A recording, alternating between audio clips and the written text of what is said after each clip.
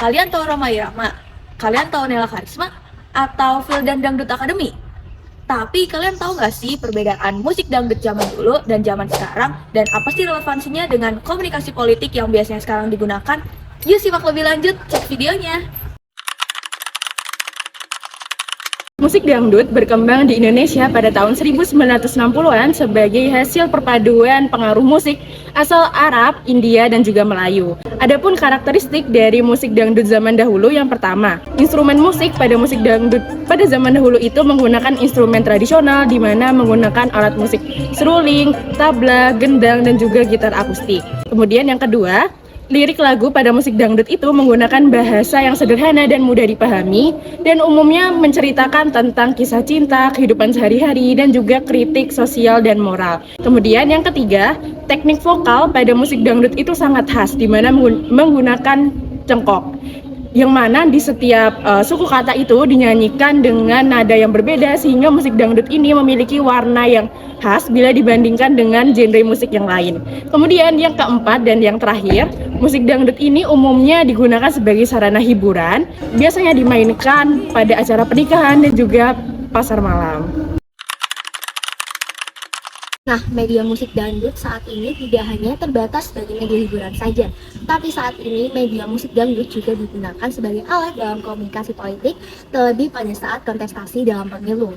Biasanya musik dangdut saat kontestasi di pemilu digunakan oleh para calon pemimpin untuk menggalang massa mereka dan digunakan sebagai media mereka untuk menyampaikan visi, misi, dan tujuannya supaya lebih dikenal dalam masyarakat. Biasanya pada saat mereka menjabarkan mengenai visi, misi, dan tujuan mereka tersebut, mereka akan mengundang para penyanyi-penyanyi dangdut dan mengundang para massa mereka untuk bernyanyi bersama dengan penyanyi-penyanyi dangdut yang cantik dan seksi.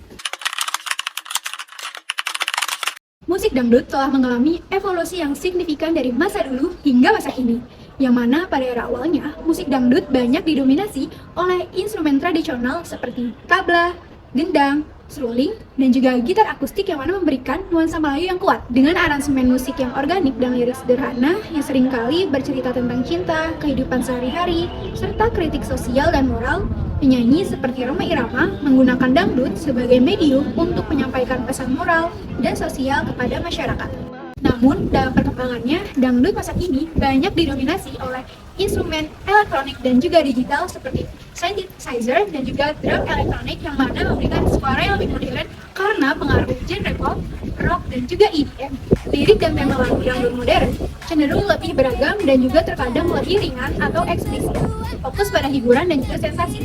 Dangdut juga digunakan sebagai alat komunikasi politik selama masa kampanye pemilu untuk menarik perhatian massa dan menyampaikan visi, misi, serta janji politik. Nah, dari penjelasan teman-teman tadi, contoh penggunaan musik dangdut dalam komunikasi politik atau kampanye terlihat dalam beberapa tahun terakhir nih teman-teman. Khususnya pada tahun 2018, yaitu pada Pilkada Jawa Timur, calon gubernur Jawa Timur yaitu Saifullah Yusuf itu menggandeng Nela Karisma dan juga Via Valen dalam kampanyenya. Selain itu di tahun ini, tahun 2024, pasangan Capres dan juga Cawapres, Ganjar dan Mahfud itu menggandeng sejumlah artis seperti Nela Karisma, Nasar, dan juga Woro Widowati dalam kampanyenya. Nah, kenapa sih mereka ini menggunakan dangdut nih dalam komunikasi politik mereka? Nah, karena musik dangdut ini merupakan musik yang paling banyak digemari oleh masyarakat Indonesia, teman-teman. Sudah menjadi bagian dari tradisi karena dapat dinikmati secara luas sehingga dipercaya dapat menghimpun massa yang banyak. Selain itu, musik dangdut ini juga identik nih dengan iramanya yang ceria, juga energik, terdiri juga dari tarian yang dinamis dan juga atraktif.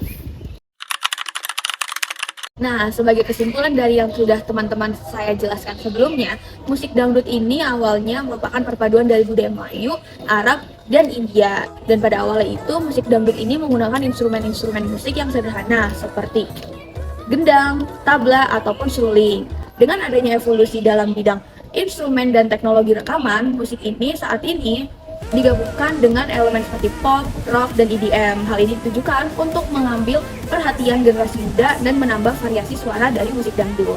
Dalam konteks politik, dangdut telah bertransformasi menjadi alat komunikasi yang efektif selama kampanye pemilu.